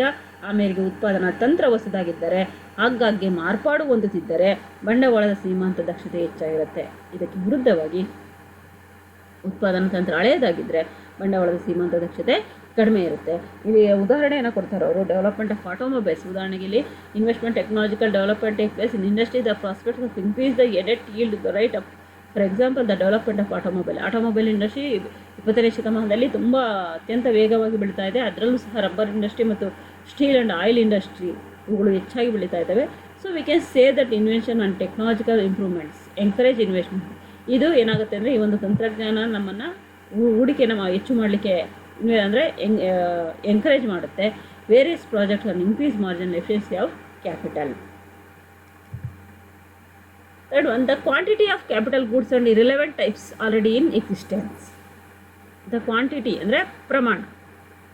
Capital goods relevant types already in existence. If the quantity of any particular of goods is available in abundance in the market and the consumers can partially or full meet the demand. ಆರ್ಥಿಕ ವ್ಯವಸ್ಥೆಯಲ್ಲಿ ಅಥವಾ ಮಾರುಕಟ್ಟೆಯಲ್ಲಿ ಸರಕು ಸೇವೆಗಳು ಹೆಚ್ಚಿನ ಪ್ರಮಾಣದಲ್ಲಿದ್ದರೆ ಬೇಡಿಕೆ ಅನ್ನುವಂಥದ್ದು full ಇರುತ್ತೆ. Then it will not be advantageous to invest money in that particular project. ಈ ಒಂದು ಅಂಶಗಳಂದರೆ ಇದರಲ್ಲಿ ನಾವು ಬಂಡವಾಳ ಹೂಡಿಕೆಯನ್ನು ಈ ಒಂದು ಯೋಜನೆಗಳಲ್ಲಿ ಬಂಡವಾಳ ಹೂಡಿಕೆಯನ್ನು ಮಾಡಲಿಕ್ಕೆ ಮುಂದೆ ಬರೋದಿಲ್ಲ. ಸೊ ಇನ್ ಸಚ್ ಕೇಸಸ್, ಯಾಕೆಂದರೆ ಈಗ ಆಲ್ರೆಡಿ ಅವು ಇದ್ದಾವೆ ಅಂತ, ಆದರೆ ಕೆಲವೊಂದು ಸಂದರ್ಭಗಳಲ್ಲಿ the marginal efficiency of capital will be low. But ಇದರಿಂದಾಗಿ ಏನಾಗುತ್ತೆ ಅಂದರೆ ಬಂಡವಾಳ ಹೂಡಿಕೆಯನ್ನು ಅವ್ರು ಮಾಡದಲೇ ಇರೋದ್ರಿಂದಾಗಿ ಸಹಜವಾಗಿಯೇ ಬಂಡವಾಳದ ಸೀಮಾಂತ ದಕ್ಷತೆ ಅನ್ನುವಂಥದ್ದು ಕಡಿಮೆ ಆಗುತ್ತೆ ಅಂತ. ಯಾಕೆಂದರೆ ಈಗ ಆಲ್ರೆಡಿ ಇರುವಂತಹ ಸರಗಳನ್ನು ಇನ್ನಷ್ಟು ಹೂಡಿಕೆಯನ್ನು ಮಾಡುವಂಥದ್ದನ್ನು ತಪ್ಪಿಸುತ್ತೆ ಇದು. ರೇಟ್ ಆಫ್ ಟ್ಯಾಕ್ಸಸ್, ತೆರಿಗೆಗಳು. Marginal efficiency of capital is directly influenced by the rate of tax levied by the government in various commodities. ಹಲವಾರು ರೀತಿಯ ಸರಕುಗಳ ಮೇಲೆ ಸರ್ಕಾರ ತೆರಿಗೆಯನ್ನು ಹಾಕೋದ್ರಿಂದಾಗಿ ಅದು ಸಹ ಒಂದು ಬಂಡವಾಳದ ಸೀಮಾಂತ ದಕ್ಷತೆಯ ಮೇಲೆ ನೇರವಾದಂತಹ ಪ್ರಭಾವವನ್ನು ಬೀರುತ್ತೆ. When taxes are levied, the cost of commodities is increased and the revenue is lower. ಟ್ಯಾಕ್ಸಲ್ಲಿ ಏನಾದರೂ ಲೀವ್ ಕೊಟ್ಟರೆ, ಕಡಿಮೆ ಮಾಡಿದ್ದೆ ಆದರೆ ಅಂದರೆ ಅದರ ಕೆಲವೊಂದು ರಿಲ್ಯಾಕ್ಸೇಷನನ್ನು ಕೊಟ್ಟಿದ್ದೆ ಆದರೆ commodities increased, cost of commodities ಅಂದರೆ ಈ ಸರಕುಗಳ ಒಂದು ವೆಚ್ಚ ಅನ್ನುವಂಥದ್ದು ಹೆಚ್ಚಾಗುತ್ತೆ. ರೆವಿನ್ಯೂ ಇಸ್, ಅದರ ಆದಾಯ ಕಡಿಮೆ ಆಗುತ್ತೆ. ವೆನ್ ಪ್ರಾಫಿಟ್ಸ್ ಆರ್ ರೆಡ್ಯೂಸ್ಡ್, ಲಾಭ ಸಹ ಕಡಿಮೆ ಆಗುತ್ತೆ. Marginal efficiency capital will be naturally be affected, it will be no. ಇಲ್ಲಿ ಪ್ರಮುಖವಾಗಿ ಲಾಭಗಳ ಏರಿಕೆ ಅಥವಾ ಅನಿರೀಕ್ಷಿತ ಮೂಲಗಳಿಂದ ಆದಾಯ ಅಥವಾ ತೆರಿಗೆ ಕಡಿತ ಮುಂತಾದ ಕಾರಣಗಳಿಂದಾಗಿ ಅನುಭವಗಳ ಆದಾಯದಲ್ಲಿ ಹೆಚ್ಚಳ ಆಗಬಹುದು. ಇದರಿಂದಾಗಿ ಅನುಭೋಗ ಪ್ರವೃತ್ತಿ ಮತ್ತು ಸರಕುಗಳಿಗೆ ಬೇಡಿಕೆ ಜಾಸ್ತಿ ಆಗುತ್ತೆ. ಪರಿಣಾಮ ಬಂಡವಾಳದ ಸೀಮಾಂತ ದಕ್ಷತೆ ಹೆಚ್ಚಾಗುತ್ತೆ ಅನ್ನೋದು. ನೆಕ್ಸ್ಟ್ ಫಿಫ್ತನ್ನು ನೇಚರ್ ಆಫ್ ಡಿಮ್ಯಾಂಡ್ ಅಂತ. ಬೇಡಿಕೆಯ ಸ್ವರೂಪ. ಬೇಡಿಕೆಯ ಸ್ವರೂಪಕ್ಕೂ ಅಂದರೆ ಸರಕುಗಳಿಗೆ ಬೇಡಿಕೆ ಅಧಿಕವಾಗಿದ್ದರೆ ಉತ್ಪಾದನೆಯ ಹೆಚ್ಚಳವು ಭಾರೀ ಲಾಭಗಳನ್ನು ದೊರಕಿಸಿಕೊಡುತ್ತದೆ. ಯಾವುದೇ ಒಬ್ಬ ವ್ಯಕ್ತಿಗೆ ಯಾವುದೇ ಒಂದು ಸರಕುಗಳಿಗೆ ಬೇಡಿಕೆ ಹೆಚ್ಚಾಗಿತ್ತು ಅಂತಂದರೆ ಉತ್ಪಾದನೆ ಹೆಚ್ಚಾಗೋದ್ರಿಂದಾಗಿ ಭಾರೀ ಲಾಭವನ್ನು ತಂದುಕೊಡುತ್ತೆ ಉದ್ಯಮಿಗೆ. ಆ ಮೇರೆಗೆ ಬೇಡಿಕೆ ಹೆಚ್ಚಿದರೆ ಬಂಡವಾಳದ ಸೀಮಾಂತ ದಕ್ಷತೆಯೂ ಸಹ ಹೆಚ್ಚಾಗುತ್ತೆ. ಇದರಿಂದಾಗಿ ಬಂಡವಾಳದ ಸೀಮಾಂತ ದಕ್ಷತೆಯೂ ಸಹ ಹೆಚ್ಚಾಗುತ್ತೆ. ಸರಕುಗಳಿಗೆ ಬೇಡಿಕೆ ಕಡಿಮೆ ಆಗುತ್ತದೆ ಎಂದು ನಿರೀಕ್ಷೆ ಮಾಡಿದ್ರೆ, ನಾವು ಮುಂದೆ ಬೇಡಿಕೆ ಇನ್ನೂ ಕಡಿಮೆ ಆಗುತ್ತೆ ಎನ್ನುವ ನಿರೀಕ್ಷೆಯನ್ನು ಮಾಡಿದ್ದೇ ಆದರೆ ಬಂಡವಾಳದ ಸೀಮಾಂತ ದಕ್ಷತೆಯೂ ಸಹ ಕಡಿಮೆ ಆಗುತ್ತೆ ಅಥವಾ ಕುಸಿಯುತ್ತೆ. ಇದರಿಂದಾಗಿ ಬಂಡವಾಳದ ಸೀಮಾಂತ ದಕ್ಷತೆ ಕಡಿಮೆ ಆಗುತ್ತೆ. Second one, price and cost of production. ಬೆಲೆ ಮತ್ತು ಉತ್ಪಾದನಾ ವೆಚ್ಚ. ಬೆಲೆಯು ಇಳಿಯುತ್ತಿದ್ದು ಉತ್ಪಾದನಾ ವೆಚ್ಚ ಏರುತ್ತಿದ್ದರೆ ಬಂಡವಾಳದ ಸೀಮಾಂತ ದಕ್ಷತೆ ಕಡಿಮೆ ಇರುತ್ತದೆ. ಬೆಲೆ ಇಳಿತಾ ಇದ್ದು ಉತ್ಪಾದನಾ ವೆಚ್ಚ ಹೆಚ್ಚುತ್ತಿದ್ದರೆ ಬಂಡವಾಳದ ಸೀಮಾಂತ ದಕ್ಷತೆ ಕಡಿಮೆ ಇರುತ್ತೆ. ಏಕೆಂದರೆ ಅಂತಹ ಸಮಯದಲ್ಲಿ ಉದ್ಯಮಿಗಳು ಹೆಚ್ಚಿನ ಲಾಭವನ್ನು ನಿರೀಕ್ಷಿಸಲು ಸಾಧ್ಯವಿಲ್ಲ. ಬದಲಾಗಿ ಬೆಲೆಗಳು ಏರುತ್ತಿದ್ದು ಉತ್ಪಾದನಾ ವೆಚ್ಚ ಕಡಿಮೆ ಇದ್ದರೆ ಬಂಡವಾಳದ ಸೀಮಾಂತ ದಕ್ಷತೆ ಅಧಿಕವಾಗಿರುತ್ತೆ. ಬೆಲೆ ಹೆಚ್ಚಾಗ್ತಿದ್ದು ಉತ್ಪಾದನಾ ವೆಚ್ಚ ಕಡಿಮೆ ಆಗಿದ್ದರೆ ಬಂಡವಾಳದ ಸೀಮಾಂತ ದಕ್ಷತೆ ಹೆಚ್ಚಾಗುತ್ತೆ. ಆಗ ಲಾಭಗಳು ಹೆಚ್ಚಾಗ್ತವೆ, ಬಂಡವಾಳದ ಸೀಮಾಂತ ದಕ್ಷತೆ ಸಹ ಹೆಚ್ಚಾಗುತ್ತೆ ಅನ್ನುವಂಥದ್ದು. Next, future expectation. ಭವಿಷ್ಯದ ಒಂದು ಅಂಶ, ನಿರೀಕ್ಷೆಗಳು. ಭವಿಷ್ಯದ ನಿರೀಕ್ಷೆಗಳು, ಫ್ಯೂಚರ್ ಎಕ್ಸ್ಪೆಕ್ಟೇಷನ್. ಭವಿಷ್ಯದಲ್ಲಿ ಉದ್ಯಮದಲ್ಲಿ ಆಶಾದಾಯಕ ಪರಿಸ್ಥಿತಿಯನ್ನು ಉದ್ಯಮಿಗಳು ನಿರೀಕ್ಷಿಸಿದರೆ ಮುಂದೆ ಎಲ್ಲವೂ ಚೆನ್ನಾಗಾಗುತ್ತೆ, ಭವಿಷ್ಯ ಚೆನ್ನಾಗಿರುತ್ತೆ ಅನ್ನುವಂತಹ ನಿರೀಕ್ಷೆಯನ್ನು ಮಾಡಿದರೆ ಬಂಡವಾಳದ ಸೀಮಾಂತ ದಕ್ಷತೆ ಏನಾಗಿರುತ್ತೆ, ಜಾಸ್ತಿ ಇರುತ್ತೆ. ಉದ್ಯಮದಲ್ಲಿ ನಿರಾಶಾದಾಯಕ ಒಂದು ಪರಿಸ್ಥಿತಿಯನ್ನು ನಿರೀಕ್ಷೆ ಮಾಡಿದ್ರೆ, ಅಯ್ಯೋ ಮುಂದೆ ಏನಾಗುತ್ತೋ ಏನೋ, ಲಾಭ ಆಗದೇ ಇದ್ದರೆ ಅನ್ನುವಂಥದ್ದರ ನಿರೀಕ್ಷೆ ಮಾಡಿದ್ರೆ ಬಂಡವಾಳದ ಸೀಮಾಂತ ದಕ್ಷತೆ ಕಡಿಮೆ ಇರುತ್ತೆ. ಪರಿಣಾಮವಾಗಿ ಹೂಡಿಕೆ ಸಹ ಕಡಿಮೆ ಇರುತ್ತೆ. Next, propensity to consume. ಅನುಭೋಗ ಪ್ರವೃತ್ತಿ. ಅನುಭೋಗ ಪ್ರವೃತ್ತಿಯೂ ಸಹ ಅಧಿಕವಾಗಿರುವಾಗ ವಸ್ತುಗಳಿಗೆ ಬೇಡಿಕೆ ಹೆಚ್ಚಾಗುತ್ತೆ. ಹೆಚ್ಚು ಅನುಭೋಗವನ್ನು ಮಾಡ್ತಾ ಇದ್ದರೆ ಬೇಡಿಕೆ ಹೆಚ್ಚಾಗುತ್ತೆ ಸರಕುಗಳಿಗೆ. ಉದ್ಯಮಿಗಳು ಅಧಿಕ ಪ್ರಮಾಣದ ಲಾಭವನ್ನು ನಿರೀಕ್ಷೆ ಮಾಡಬಹುದು. ಆದರೆ ಅನುಭೋಗ ಪ್ರವೃತ್ತಿ ಹೆಚ್ಚಾಗಿದ್ದರೆ ಹೂಡಿಕೆಯ ಗಾತ್ರ ಮತ್ತು ಬಂಡವಾಳದ ಸೀಮಾಂತ ದಕ್ಷತೆ ಹೆಚ್ಚಾಗಿರುತ್ತೆ. ಇದಕ್ಕೆ ವಿರುದ್ಧವಾಗಿ ಅನುಭೋಗ ಪ್ರವೃತ್ತಿ ಕೆಳಮಟ್ಟದಲ್ಲಿದ್ದರೆ, ಅಂದರೆ ಅನುಭೋಗದ ಪ್ರಮಾಣ ಕಡಿಮೆ ಇದ್ದರೆ ಹೂಡಿಕೆಯ ಗಾತ್ರ ಮತ್ತು ಬಂಡವಾಳದ ಸೀಮಾಂತ ದಕ್ಷತೆ ಕಡಿಮೆ ಇರುತ್ತೆ. Next, public expenditure. ಸಾರ್ವಜನಿಕ ವೆಚ್ಚ. ಸಾರ್ವಜನಿಕ ವೆಚ್ಚದ ಹೆಚ್ಚಳದ ಮೂಲಕ ಅನೇಕ ಲೋಕೋಪಯೋಗಿ ಕಾಮಗಾರಿಗಳನ್ನು ಕೈಗೊಳ್ಳಬಹುದು. ಇದರಿಂದಾಗಿ ಜನರ ಆದಾಯ ಹೆಚ್ಚಾಗುತ್ತೆ ಮತ್ತು ಸರಕುಗಳಿಗೆ ಬೇಡಿಕೆ ಹೆಚ್ಚಾಗುತ್ತೆ. ಅಂದರೆ ಪಬ್ಲಿಕ್ ಒಂದು ಸರಕುಗಳನ್ನು, ಅಂದರೆ ಸಾರ್ವಜನಿಕ ಸರಕುಗಳನ್ನು ಹೆಚ್ಚು ಮಾಡಲಿಕ್ಕೆ ನಾವು ಹೆಚ್ಚು ವೆಚ್ಚವನ್ನು ಮಾಡಿದ್ದೆ ಆದರೆ ನಮ್ಮ ಜನರ ಆದಾಯ ಹೆಚ್ಚಾಗುತ್ತೆ. ಅಂದರೆ ಉದ್ಯೋಗಾವಕಾಶಗಳು ಸಿಗ್ತವೆ, ಹಾಗಾಗಿ ಅವರ ಆದಾಯ ಹೆಚ್ಚಾಗುತ್ತೆ, ಸರಕುಗಳಿಗೆ ಬೇಡಿಕೆ ಸಹ ಹೆಚ್ಚಾಗುತ್ತೆ. ಅಧಿಕ ಪ್ರಮಾಣದ ಸರಕುಗಳ ಉತ್ಪಾದನೆಯ ಮಾಡಬೇಕಾದ ಕಾರಣದಿಂದ ಹೂಡಿಕೆ ಸಹ ಹೆಚ್ಚಾಗುತ್ತೆ. ಬಂಡವಾಳದ ಸೀಮಾಂತ ದಕ್ಷತೆ ಹೆಚ್ಚಾಗುತ್ತೆ. ಆರ್ಥಿಕ ಮುಗ್ಗಟ್ಟು ಮತ್ತು ನಿರುದ್ಯೋಗ ನಿವಾರಣೆಯಾಗುತ್ತೆ. ಆ ದಿಸೆಯಲ್ಲಿ ಸರ್ಕಾರ ಸ್ವತಂತ್ರ ಹೂಡಿಕೆಯನ್ನು ಹೆಚ್ಚಿಸಬೇಕೆಂಬುದು ಕೇನ್ಸನ ವಾದ. Next, utilisation of full productive capacity. ಉದ್ಯಮ ಘಟಕಗಳು ಪ್ರತಿಷ್ಠಿತ ಸಾಮರ್ಥ್ಯದಷ್ಟು ಉತ್ಪಾದನೆ ಮಾಡದಿರಬಹುದು. ಅಂದರೆ ಎಷ್ಟು ಅವರು ಅಂದ್ಕೊಂಡಿದಾರೋ ಅಷ್ಟು, ಎಷ್ಟು ಬಂಡವಾಳ ಹೂಡಿಕೆಯನ್ನು ಮಾಡಿದಾರೋ ಅಷ್ಟನ್ನು ಉತ್ಪಾದನೆ ಮಾಡಲಿಕ್ಕೆ ಆಗದೇ ಇರಬಹುದು. ಅಂದರೆ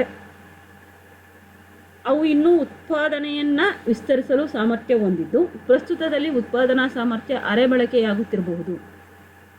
ಇಂತಹ ಸನ್ನಿವೇಶದಲ್ಲಿ ಉಳಿದ ಉತ್ಪಾದನಾ ಸಾಮರ್ಥ್ಯವನ್ನು ಉಪಯೋಗಿಸಿಕೊಂಡು ಉತ್ಪಾದನೆಯನ್ನು ವಿಸ್ತರಿಸಿದಾಗ ಬಂಡವಾಳದ ಸೀಮಾಂತ ದಕ್ಷತೆ ಸಹಜವಾಗಿ ಹೆಚ್ಚಾಗುತ್ತೆ. ಈಗ ಅಂದರೆ ಉತ್ಪಾದನಾ ಸಾಮರ್ಥ್ಯವನ್ನು ಉಪಯೋಗಿಸಿಕೊಂಡು ಉತ್ಪಾದನೆಯನ್ನು ವಿಸ್ತರಿಸಿದಾಗ ಬಂಡವಾಳದ ಸೀಮಾಂತ ದಕ್ಷತೆ ಏನಾಗುತ್ತೆ, ಹೆಚ್ಚಾಗುತ್ತೆ ಅನ್ನುವಂಥದ್ದು. ಕೊನೆಯದಾಗಿ ಎಕ್ಸಿಸ್ಟೆನ್ಸ್ ಆಫ್ ಲಿಕ್ವಿಡ್ ಅಸೆಟ್, ದ್ರವ್ಯ ಆಸ್ತಿಗಳ ಅಸ್ತಿತ್ವ. ದ್ರವ್ಯ ಆಸ್ತಿಗಳು ಅಥವಾ ಹೂಡಿಕೆ ಮಾಡಬಹುದಾದ ನಿಧಿಗಳು ಉದ್ಯಮಿಗಳ ಬಳಿ ಲಭ್ಯವಿದ್ದರೆ, ದ್ರವ್ಯ ಆಸ್ತಿಗಳು ಅಥವಾ ಹೂಡಿಕೆ ಮಾಡಬಹುದಾದಂತಹ ಒಂದು ನಿಧಿಗಳು ಉದ್ಯಮಿಗಳ ಬಳಿ ಇದ್ದರೆ ಸಾಮಾನ್ಯವಾಗಿ ಅವುಗಳ ನೆರವಿನಿಂದ ಹೂಡಿಕೆಯನ್ನು ಹೆಚ್ಚಿಸಲು ಸಾಧ್ಯ ಇರುತ್ತೆ. ಆಗ ಹೂಡಿಕೆ ಹೆಚ್ಚಳದಿಂದ ಬಂಡವಾಳದ ಸೀಮಾಂತ ದಕ್ಷತೆ ಏನಾಗುತ್ತೆ, ಹೆಚ್ಚಾಗುತ್ತೆ ಅನ್ನೋದು. ಇದಿಷ್ಟು ಬಂಡವಾಳದ ಸೀಮಾಂತ ದಕ್ಷತೆಯನ್ನು ನಿರ್ಧರಿಸುವ ಅಂಶಗಳು. Next, criticism to marginal efficiency of capital. ಬಂಡವಾಳದ ಸೀಮಾಂತ ದಕ್ಷತೆಯ ಮೇಲೆ ಟೀಕೆಗಳು. ಫಸ್ಟ್ ಒನ್, ಕೇನ್ಸ್ನ ಬಂಡವಾಳದ ಸೀಮಾಂತ ದಕ್ಷತೆಯ ಪರಿಕಲ್ಪನೆಯು ಅನೇಕ ಟೀಕೆಗಳಿಗೆ ಕೆಲವು ಅರ್ಥಶಾಸ್ತ್ರಗಳಿಂದ ಒಳಗಾಗಿದೆ. ಅದರಲ್ಲಿ ಮೊದಲನೇದು conceptual difficulty. According to Saulnier, there is fundamentally a two fold difficulty involved in this concept. ಇದು ಎರಡು ವಿಧದ ಒಂದು ಸಮಸ್ಯೆಗಳನ್ನು ತಂದೊಡ್ಡುವಂತಹ ಒಂದು ಮೂಲಭೂತವಾದಂತಹ ಒಂದು ಪರಿಕಲ್ಪನೆ. First, the marginal efficiency of capital cannot be used as on analytical device without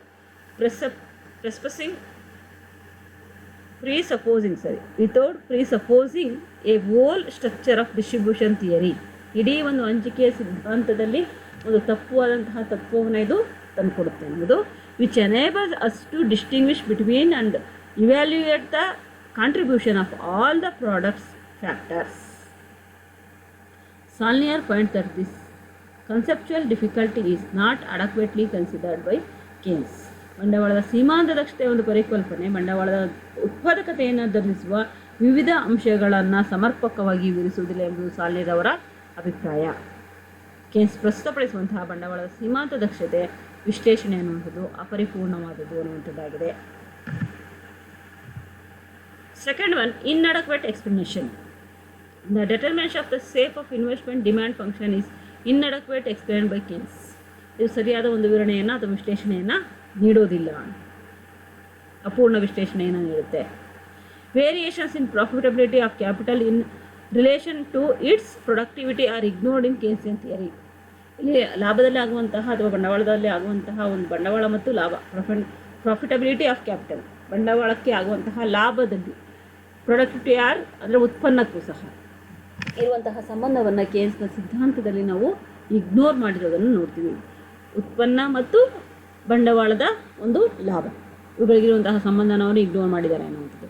the important of improved technology R change in the techniques use of production, Discovery of new and more productive natural resource on the behaviour of the MEC has not been consider.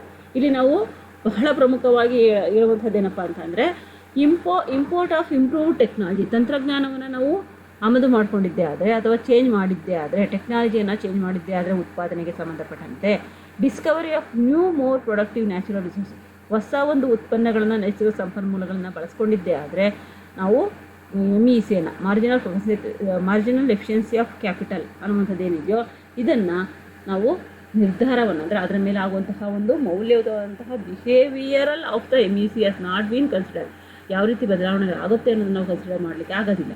Further in Keynes analysis there is no discussion of the economies or diseconomies. Keynes ಹೇಳ್ತಾರೆ ವಿಶ್ಲೇಷಣೆಯಲ್ಲಿ ನಾವು ಇದನ್ನು ಪರಿಪೂರ್ಣವಾಗಿ discuss ಮಾಡಲಿಕ್ಕೆ, ವಿಶ್ಲೇಷಣೆಯನ್ನು ಮಾಡಲಿಕ್ಕೆ ಅಥವಾ ಚರ್ಚೆ ಮಾಡಲಿಕ್ಕೆ ಸಾಧ್ಯತೆ ಇಲ್ಲ. Of scale which might conceivably influence the shape of investment or demand schedule in either case. ಹೂಡಿಕೆ ಮತ್ತು ಡಿಮ್ಯಾಂಡ್ ಶೆಡ್ಯೂಲ್, ಬೇಡಿಕೆಯ ಒಂದು ಶೆಡ್ಯೂಲ್ನಲ್ಲಿ ಹೂಡಿಕೆ ಮತ್ತು ಬೇಡಿಕೆಯ ಒಂದು ಅಂಶಗಳಲ್ಲಿ ಇದನ್ನು ಸರಿಯಾದ ರೀತಿಯಲ್ಲಿ ಅವರು ವಿವರಿಸಿಲ್ಲ ಅನ್ನುವಂಥದ್ದು ಇವರ ಅಭಿಪ್ರಾಯ. ಪರಿಪೂರ್ಣವಾದಂಥ ವಿಶ್ಲೇಷಣೆಯ ಸಾಧನನಾಗಿ ಅವರು ಬಳಸಿಲ್ಲ ಅನ್ನುವಂಥದ್ದು. ಪರಿಣಾಮ ಬಂಡವಾಳದ ಸೀಮಾಂತ ದಕ್ಷತೆ ಅಂದಾಜು ಮಾಡುವುದು ಕಷ್ಟಕರ. ಅಲ್ಲದೆ ಹಂಚಿಕೆ ಸಿದ್ಧಾಂತ ಪೂರ್ಣ ರಚನೆಯನ್ನು ಅರ್ಥ ಮಾಡಿಕೊಳ್ಳದೆ ಈ ಪರಿಕಲ್ಪನೆಯನ್ನು ವಿಶ್ಲೇಷಣೆ ಸಾಧನವಾಗಿ ಬಳಸುವುದು ಸಹ ಸಾಧ್ಯವಿಲ್ಲ. ಥರ್ಡ್ ಒನ್, ಇನ್ಕಂಪ್ಲೀಟ್ ಅನಾಲಿಸಿಸ್, ಅಪರಿಪೂರ್ಣ ವಿಶ್ಲೇಷಣೆ. Salia thus ultimately concludes that Keynes' analysis is not complete, nor is the theory as expressed a satisfactory explanation of the factors which determine the productive of capital. ಬಂಡವಾಳದ ಸೀಮಾಂತ ದಕ್ಷತೆ ಪರಿಕಲ್ಪನೆಯು ಬಂಡವಾಳದ ಉತ್ಪಾದಕತೆಯನ್ನು ನಿರ್ಧರಿಸುವ ವಿವಿಧ ಅಂಶಗಳನ್ನು ಸಮರ್ಪಕವಾಗಿ ವಿವರಿಸುವುದಿಲ್ಲ ಅನ್ನುವುದು ಸಾಲಿಯರ್ ಅವರ ಅಭಿಪ್ರಾಯ.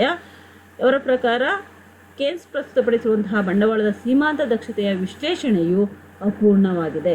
ಹಾಗೆ ಪ್ರೊಫೆಸರ್ ಆಸ್ಲಿಟ್ ಹೇಳ್ತಾರೆ, on the other hand point out the Keynes used the term marginal efficiency of capital in so many different senses that it becomes difficult to keep track of them.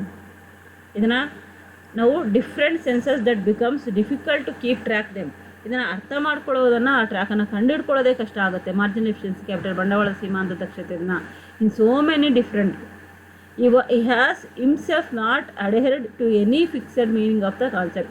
ಒಂದು ನಿರ್ದಿಷ್ಟವಾದಂತಹ ಈ ಪರಿಕಲ್ಪನೆಗೆ ನಿರ್ದಿಷ್ಟವಾದಂತಹ ಒಂದು ಅರ್ಥವನ್ನು ನೀಡಲಿಕ್ಕೂ ಸಹ ಸಾಧ್ಯತೆ ಇಲ್ಲ. Among the terms in use such as marginal productivity, yield or utility or efficiency of capital, Keynes has used the vaguest among them, namely efficiency of capital. ಇಲ್ಲಿ ಪ್ರಮುಖವಾಗಿ ಹೇಳೋದು is himself not adhere to any fixed meaning of the concept. ಇದು ಒಂದು ನಿರ್ದಿಷ್ಟವಾದಂತಹ ಒಂದು ಅರ್ಥವನ್ನು ಈ ಕಲ್ಪನೆಗೆ ಕೊಡಲಿಕ್ಕಾಗಲ್ಲ, ಈ ಪರಿಕಲ್ಪನೆಗೆ. But among the terms is use such as marginal productivity, ಈ ಸೀಮಾಂತ ಉತ್ಪಾದಕತೆ ಅನ್ನೋದಿರೋದ್ರಿಂದಾಗಿ yield or utility or efficiency of capital, ಈ ಒಂದು ಉತ್ಪನ್ನ ದಕ್ಷತೆಗೆ ಸಂಬಂಧಪಟ್ಟಂತೆ ನಾವು ನೋಡಿದಾಗ ಬಂಡವಾಳದ ಸೀಮಾಂತ ದಕ್ಷತೆಗೆ ಕೇನ್ಸ್ ಹೇಳುವಂಥದ್ದೇನಪ್ಪ ಅಂದರೆ, ಒಂದು ಬಂಡವಾಳದ ಸೀಮಾಂತ ದಕ್ಷತೆ ಅಂತ ಹೇಳಿ ಥರ ಒಂದು ನೇಮನ ಅಂದರೆ ಹೆಸರನ್ನು ನೀಡಿದ್ದಾನೆ ಅನ್ನುವಂಥದ್ದು. Last one, incoherent relationship. It has been pointed out that Keynes did not recognize that expectation do not affect the MEC, but also play a more significant role in governing the rate of interest. As such, Keynesian analysis two important determinants of the investment function, the MEC and the rate of interest, is incoherent because he conceives the MEC as dynamic concept, while the rate of interest as a static concept and draws a interference. ಇವರ ಪ್ರಕಾರ ಹೇಳ್ತಾ ಇದ್ದಾರೆ, but ಕೇನ್ಸ್ನ ಅಭಿಪ್ರಾಯಪಟ್ಟಿರುವಂತೆ ಹೂಡಿಕೆ ಮತ್ತು ನಿರೀಕ್ಷೆಗಳು ಬಂಡವಾಳದ ಸೀಮಾಂತ ದಕ್ಷತೆಯ ನಿರ್ಧಾರದಲ್ಲಿ ಪ್ರಮುಖವಾದ ಪಾತ್ರವನ್ನು ವಹಿಸ್ತವೆ. ಅಂದರೆ ಬಡ್ಡಿಯ ದರ, ಹೂಡಿಕೆಯ ಗಾತ್ರ, ಜನರ ನಿರೀಕ್ಷೆಗಳು, ಆ ಮೂಲಕ ಬಂಡವಾಳದ ಸೀಮಾಂತ ದಕ್ಷತೆಯ ಮೇಲೆ ಪ್ರಭಾವ ಬೀರುತ್ತದೆ. ಕೇನ್ಸ್ ಬಡ್ಡಿಯ ದರದ ಪಾತ್ರವನ್ನು ಗಣನೆ ತೆಗೆದುಕೊಳ್ಳಲು ವಿಫಲರಾಗಿದ್ದಾನೆ. MEC ಅಂದರೆ but also play A more significant role in governing the rate of interest. ಬಡ್ಡಿಯ ದರದ ಒಂದು ನಿರ್ಧಾರವನ್ನು ಮಾಡಬೇಕಾದ್ರೆ ಸರ್ಕಾರದ ಒಂದು ಪಾತ್ರ ಏನು ಅನ್ನೋದನ್ನು ಆತ ಹೇಳ್ತಾನೆ. ಎಸ್ ಸಚ್ ಕೇನ್ಶಿಯನ್ ಅನಾಲಿಸಿಸ್, ಕೇನ್ಸ್ರವರ ವಿಶ್ಲೇಷಣೆಯ ಪ್ರಕಾರ two important determinants of the investment function, ಇಲ್ಲಿ ಪ್ರಮುಖವಾಗಿ ಎರಡು ಅಂಶಗಳನ್ನು ಪರಿಗಣಿಸ್ತಾನೆ, ಎರಡು ನಿರ್ಧಾರಗಳನ್ನು ತೆಗೆದುಕೊಳ್ತಾನೆ. The MEC and the rate of interest, ಬಂಡವಾಳದ ಸೀಮಾಂತ ದಕ್ಷತೆ ಮತ್ತು ಬಡ್ಡಿಯ ದರ is incoherent because he conceives of the MEC a dynamic concept. ಎರಡು ಅಂಶಗಳನ್ನು ಪರಿಗಣಿಸ್ತಾರೆ, ಒಂದು MEC, ಇನ್ನೊಂದು ರೇಟ್ ಆಫ್ ಬಡ್ಡಿಯ ದರ ಅಂತ.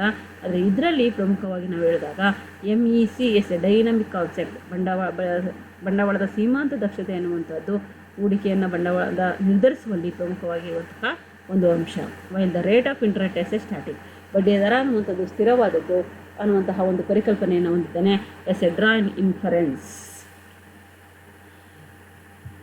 ಇದಿಷ್ಟು ಬಂಡವಾಳದ ಸೀಮಾಂತ ದಕ್ಷತೆಯ ಒಂದು ಅಂಶಗಳು, ಟೀಕೆಗಳು. ಬಂಡವಾಳದ ಸೀಮಾಂತ ದಕ್ಷತೆ ಅಂದ್ರೇನು, ಅದರ ಮೇಲೆ ಪ್ರಭಾವವನ್ನು ಬೀರುವಂತಹ ಅಂಶಗಳೇನು ಮತ್ತು ಅದರ ಟೀಕೆಗಳೇನು ಅನ್ನೋದನ್ನು ನಾವು ತಿಳ್ಕೊಂಡ್ವಿ. Thank you. One and all.